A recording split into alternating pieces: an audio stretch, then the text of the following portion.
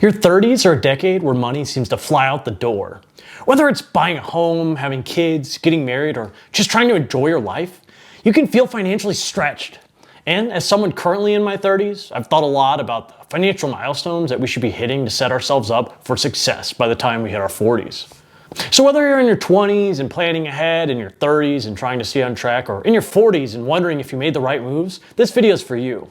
The first financial milestone to hit in your 30s is getting rid of all consumer debt. The only real exception here is a mortgage, because it's almost impossible to buy a house with cash. Credit card debt, student loans, car loans, those should all be gone. Ideally, you own your car outright because the average car payment in the US is now around $700 a month. And that's a huge drag on your financial progress. Your 30s are often when you start to really develop your career and start earning more money. And the last thing you want is old debts weighing you down. Plus, life gets more complicated. Work responsibilities grow, kids might enter the picture, and you may even find yourself helping out aging parents. Debt limits your options. The less you owe, the more freedom you have to navigate the unexpected. The second milestone is achieving an excellent credit score, 800 or higher.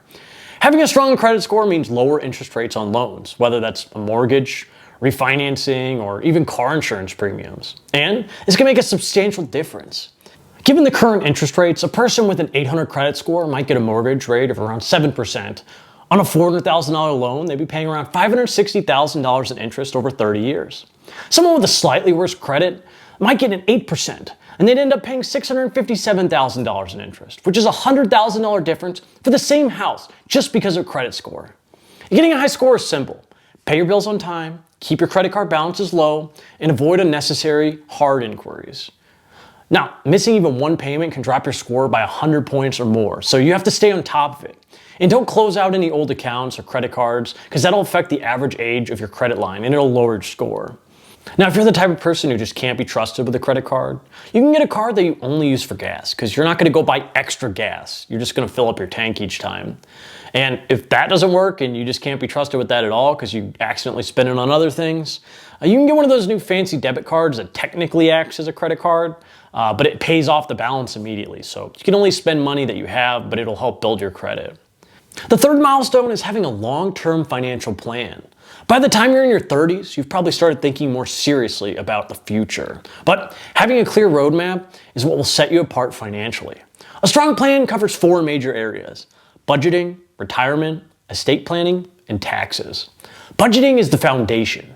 You need to know how much you're spending each month, how much you're saving, and whether those numbers align with your long-term goals. Now, it's easy to let spending creep up over time, especially as your income rises. But without a clear understanding of where your money's going, it's really hard to make meaningful progress. The key is you need to make sure that a portion of every paycheck is going towards your future, whether that's investments, savings, or paying down debt, rather than just reacting to monthly expenses. Retirement planning is another essential part of your financial roadmap. You don't need to know the exact number you'll need by the time you retire, but you should have a general idea of how much you're going to be putting away and whether you're on track. Are you maximizing the contributions to your retirement accounts? Are you taking advantage of any employer matching available? Because that's basically free money. Even if you feel like you're behind, the earlier you start making adjustments, the easier it is to catch up. Compound interest is your biggest ally, and the more you contribute now, the more you'll benefit later. Estate planning is something many people in their 30s put off because it feels like a concern for later in life. You don't need to deal with that right now. But if you have kids, own property, or have significant assets, you need at least a basic plan in place. That means at least having a will, so you decide what happens to your assets instead of leaving it up to the courts. It also includes setting up a healthcare directive, which lets someone make medical decisions on your behalf if you're ever incapacitated and unable to make those decisions for yourself. These aren't fun things to think about or to do, but having them in place gives you the peace of mind that your loved ones won't have to deal with any uncertainty if something horrible were to happen to you. And then there's tax planning. Taxes are probably one of the biggest expenses you'll have throughout your life, but the good news is with the right strategies, you can minimize how much you pay. This means making sure you're using tax advantage accounts like 401ks, Roth IRAs, and IRAs to their full potential. And look into an HSA, a health savings account, if you have a high deductible health insurance plan. And be mindful of how your investments are structured. A good financial plan makes sure you're not paying more than necessary, so your money is working for you instead of going to the government. If all this sounds overwhelming, you're not alone. Financial planning isn't something that most people are taught. They don't really teach it in schools. It's an elective if you're lucky, which is why some decide to work with a financial advisor. Whether you go that route or take the time to educate yourself, the most important thing is that you have a plan and that you review it regularly as life changes. Life changes quickly. In your 30s, new jobs, marriage, kids, maybe even starting a business. And a solid financial plan helps ensure that whatever comes your way, you're prepared. The fourth milestone is having a well-funded emergency fund. In your 20s, 3 to 6 months of expenses was the goal. But in your 30s, with bigger responsibilities, kids, a mortgage, potential medical costs, it might be worth aiming for 6 to 12 months, just to be absolutely safe, of liquid assets. It doesn't all have to be cash. Picture this. Your furnace breaks in the dead of winter, and your car suddenly needs a $6,000 repair because you drive an Audi or something. Having cash on hand means you can handle these without going into debt. The easiest way to build this fund is by setting aside a fixed amount of each paycheck into a high-yield savings account. The fifth milestone is having at least 3 times your annual salary saved for retirement by 40. The average salary for a 40-year-old in the US is about $62,000, which means the goal should be around $186,000 saved. If you hit that number, your money has about 25 years to compound before retirement, setting you up for long-term success. If you're behind, don't panic. Just start increasing your contributions now. And if you're ahead, push for 4 times or 5 times your salary to make things even easier later. The sixth milestone is avoiding lifestyle inflation. It's tempting to upgrade everything as your income rises. Nicer cars, bigger houses, fancier vacations. But the wealthiest people don't necessarily earn the most. They save and invest the most. Take doctors and lawyers, for example.